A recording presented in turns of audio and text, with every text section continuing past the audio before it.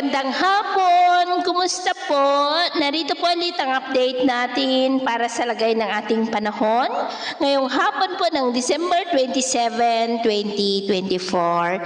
Sa ngayon po ay walang anumang sama ng panahon sa loob at labas ng ating area of responsibility.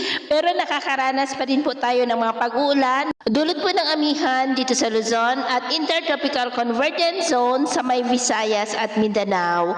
At sa atin pong long-range forecast ay nananatili pa rin na walang bagyo na namamataan, natatawid po dito sa ating kalupaan hanggang sa matapos ang taon na ito ay posibleng storm-free po tayo. Pero hindi pa rin inaalis ang posibilidad na may tsansa ng pamumuo ng mga sama ng panahon sa silangan ng ating bansa, lalo at umiiral na ang Intertropical Convergence Zone at natinawag po yan na breeding ground ng mga sama ng panahon. Sa lagay ng ating panahon, ngayong hapon ay cloudy skies with isolated rains sa ilang bahagi ng Ilocos Region, Cordillera, Cagayan Valley, Quezon, Batangas, Bicol Region, Mimaropa, Samar Provinces, Leyte, Bohol, Cebu, Negros, Panay Island, Basilan, Zamboanga Peninsula, Caraga, ilang bahagi ng Davao, Sorsogon at Northern Mindanao. At mamayang gabi ay posible pa rin ang mga isolated rains sa ilang bahagi po ng ating bansa. Kaya mag-ingat pa rin po tayo sa mga banta pa rin ng mga pagbaha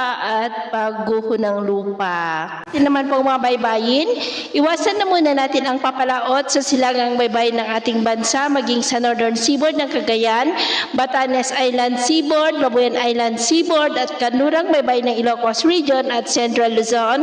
Ilang mga alon po dyan ay posible na aabot hanggang sa 2 to 5 meters height. Kaya hanggat maaari ay iwasan na po muna natin ang papalaot dyan sa mga may kulay pula para mas makaiwas sa mga sakunang pangkaragatan. So ito po ang latest update natin sa araw na ito. Ako po muli si James na nagsasabing sa kahit na pagsubok po na darating sa ating buhay, huwag na huwag po tayong mawawalan ng pag-asa. Thank you and God bless.